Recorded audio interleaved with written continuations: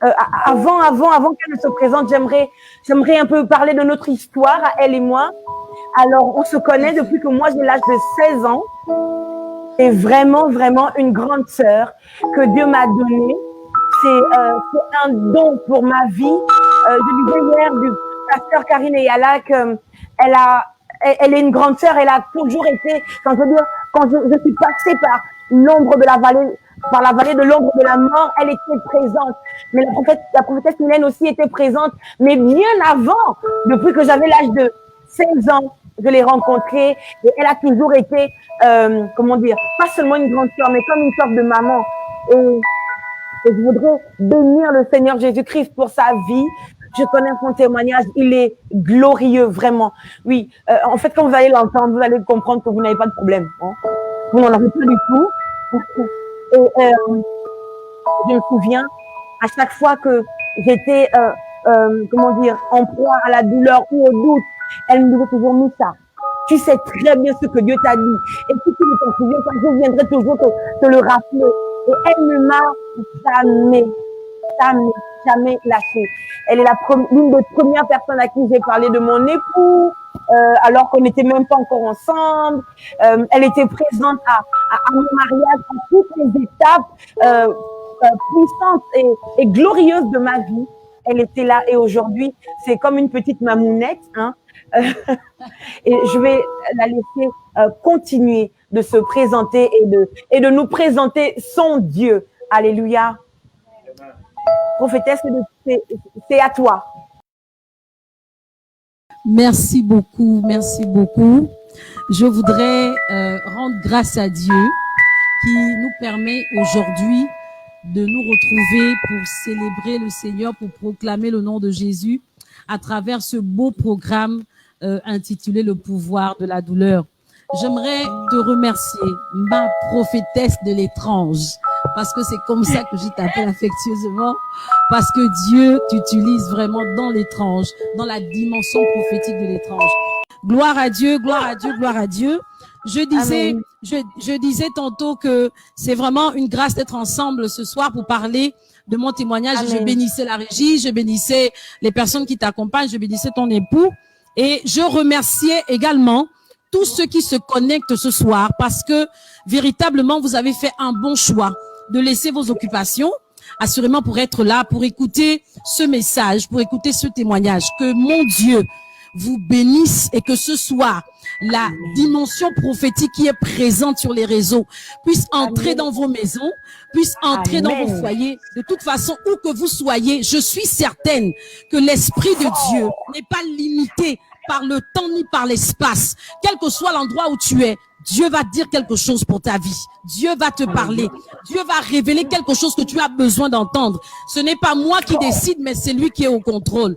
Maintenant, permettez-moi de le faire descendre. Il est déjà là, mais permettez-moi de lui demander de se manifester. À la base, je suis adoratrice. J'aurai le temps de me présenter tout à l'heure, mais j'aimerais vraiment poser quelque chose à travers ma voix, parce que ma voix est un outil que le Saint-Esprit m'a donné pour l'appeler. Et j'aimerais le faire en disant ceci. Si on peut, quel que soit l'endroit où tu es, prends la position qui te semble bonne, incline-toi ou assieds-toi. Tu peux rester allongé, peu importe, mais c'est ce qui est certain, c'est que l'Esprit de Dieu va faire quelque chose. Je voudrais simplement prier.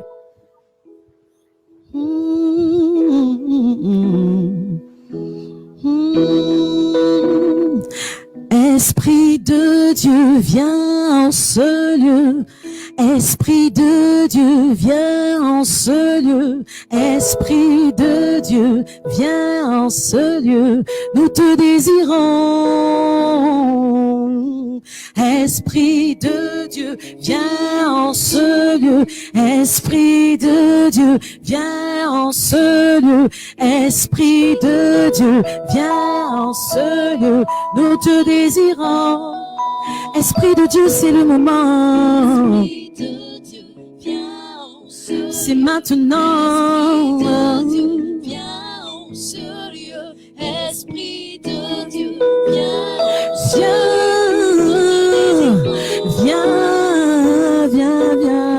Esprit de Dieu, viens. Saint-Esprit, C'est l'heure de notre rendez-vous. C'est le moment où j'ai besoin de toi. Ce que je suis, ce que je dois dire, ne vient pas de moi, mais vient de toi. Vient du ciel. Vient du royaume des cieux. C'est pourquoi maintenant j'ai besoin que tu te manifestes. Je sais que tu es déjà là parce que la prophétesse a prié.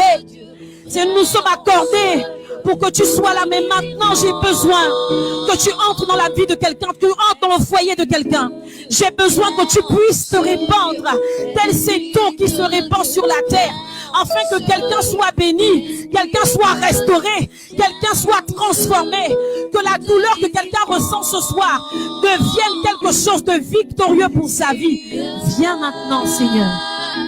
Viens maintenant, Seigneur. Viens, Seigneur.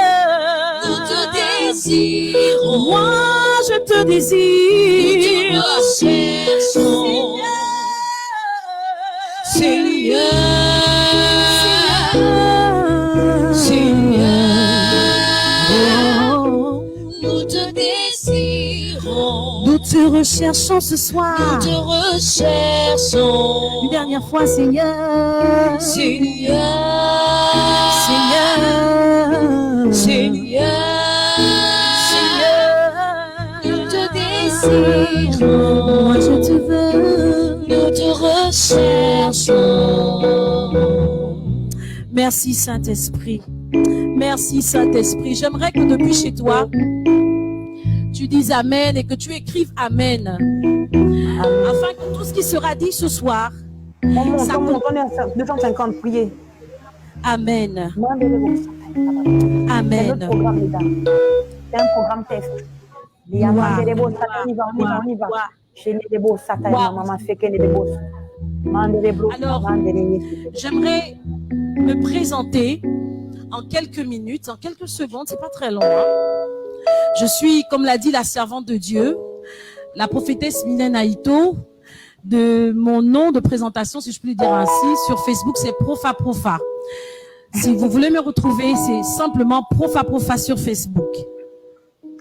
Alors, j'ai accepté le Seigneur il y a très longtemps. J'étais encore toute jeune, j'avais l'âge de 7 ans et à cet âge déjà, j'aimais Dieu, j'aimais la chose de Dieu. Et je me rappelle que ma mère, un jour, m'a emmenée à l'église, qui est une église, c'était assez loin de là où on résidait. Et lorsqu'elle m'a emmenée dans cet endroit, j'ai aimé l'église, j'ai aimé ce qui se faisait. Je vous rappelle que je n'avais que 7 ans. J'ai aimé ce qui se faisait. Et ma mère est partie, mais je suis restée dans cette église. J'ai commencé à chanter. C'est pourquoi je disais qu'à la base, je suis adoratrice. J'ai commencé à chanter, j'ai commencé à louer le Seigneur, à adorer le Seigneur. J'ai eu l'opportunité en grandissant d'intégrer le groupe de chantres, de faire des concerts dans mon assemblée d'origine. Et le Seigneur m'a emmené à un certain niveau avec lui. J'ai évolué progressivement. Comme tout bon chrétien, j'ai évolué dans le domaine de la louange. Et puis, comme toute bonne femme, j'ai aspiré au mariage. Et très jeune déjà, je me rappelle, j'avais 17 ans, 18 ans, je venais à peine d'avoir mon bac. J'ai prié et j'ai dit, Seigneur, je voudrais me marier à un homme de Dieu parce que lorsque nous sommes appelés par Dieu pour le servir, lorsque nous savons que nous avons une destinée, il est important de se mettre avec un homme, une femme de destinée, afin que la gloire de Dieu davantage se révèle dans votre vie. Alors j'ai prié et j'ai demandé au Seigneur de me donner un mari qui servait le Seigneur. Et le Seigneur m'a exaucé parce qu'à l'époque, vraiment et encore aujourd'hui, tout ce que je demandais à Jésus, il me le donnait. Et à l'âge de 19 ans, je me suis fiancée. Et à 23 ans, je me suis mariée. Je me suis mariée à un homme de Dieu. Et cet homme de Dieu, parce qu'il avait l'appel du ministère, est rentré dans son appel. Nous avons ouvert ensemble le centre missionnaire de réveil Holy Land, qui est aujourd'hui l'église cité Holy Land. Chemin faisant, nous avons évolué, nous avons avancé, nous avons fait beaucoup de choses. Et lorsque vous lisez ma biographie, vous allez constater que nous avons ouvert une maison d'édition, nous avons écrit des livres. Vous savez, c'était vraiment un moment extraordinaire pour moi. Je vivais ce qu'on appelle le bonheur conjugal. Je vivais ce qu'on appelle la joie d'être une femme mariée avec un homme exceptionnel, un homme extraordinaire, un homme qui aimait tellement le Seigneur qu'il a impacté ma vie positivement. Et en 2005, on s'est mariés et on a évolué comme ça, je le disais tantôt. Maintenant, quelque chose va basculer dans ma vie. Et vous savez, quand on est marié, pour ceux qui le sont, on ne pense pas toujours que notre bonheur va s'arrêter à mi-parcours. Notre bonheur va s'arrêter au moment même où on s'apprête à jouir d'une certaine stabilité, d'un certain bien-être sur le plan social, économique, spirituel. La vie s'arrête. Un événement vient vous arrêter. C'est alors qu'en 2014, au mois de septembre, Dieu va rappeler son serviteur. Je vous assure que c'était quelque chose qui s'est passé en l'espace d'une